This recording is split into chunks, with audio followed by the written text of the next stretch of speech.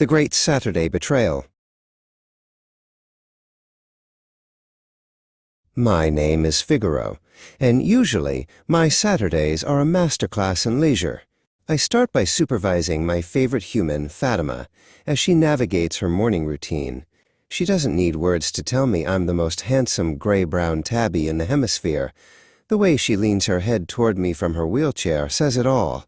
We were prepared for a day of sun puddles and ignoring the vacuum, but my stomach had other, more turbulent plans. It started with a gurgle, then a bloop. By 9 a.m., I wasn't a majestic hunter. I was a puddle of misery on the rug.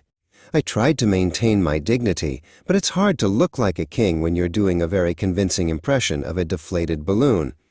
I let out a low, mournful yowl, the kind that translates roughly to, "Tell my story to the birds, for I am fading fast." Fatima noticed first. She can't tell Gulson and Levent in words, but she has a way of looking at me that rings every alarm in the house.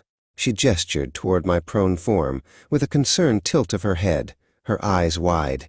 Gulson, the bringer of treats and soft blankets, dropped her coffee mug. "Levent!" she cried, her voice hitting that pitch that usually means the vacuum is coming out. "Something is wrong with the boy."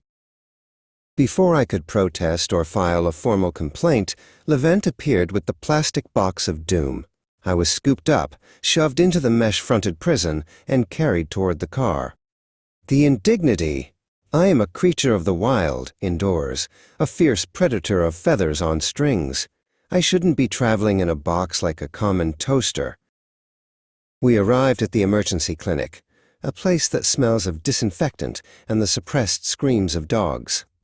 A man named Dr. Aris greeted us. He had cold hands and a very suspicious smile. He poked my belly and looked into my eyes as if searching for the secrets of the universe.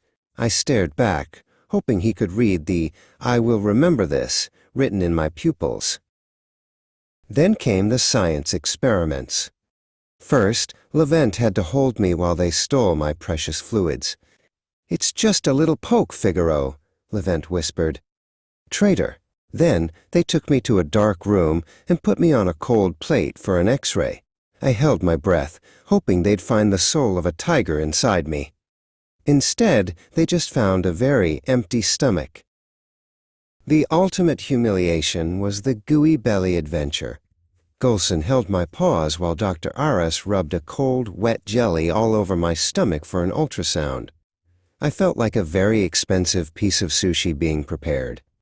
They moved a wand over my midsection, looking at a screen that looked like a very boring gray ocean. I glared at the ceiling, thinking of all the shoes I would soon shed on.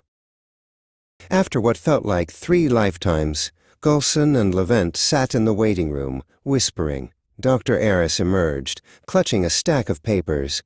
"The good news," he said, "is that Figaro is perfectly fine.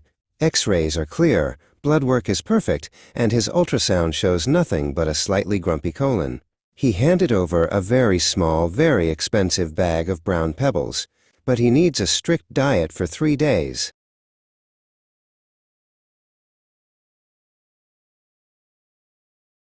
We finally returned home. Fatima was waiting by the door, her wheelchair positioned so she could be the first to see me. As Levent opened the carrier, she reached out, her face lighting up with a giant smile. I trotted over to her, rubbing my face against her knee. "See?" I purred. I survived the great prodding. Now, where is my celebratory salmon? Where is my feast of kings?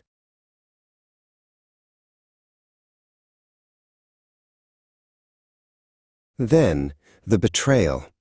Gulson didn't go for the tuna cabinet.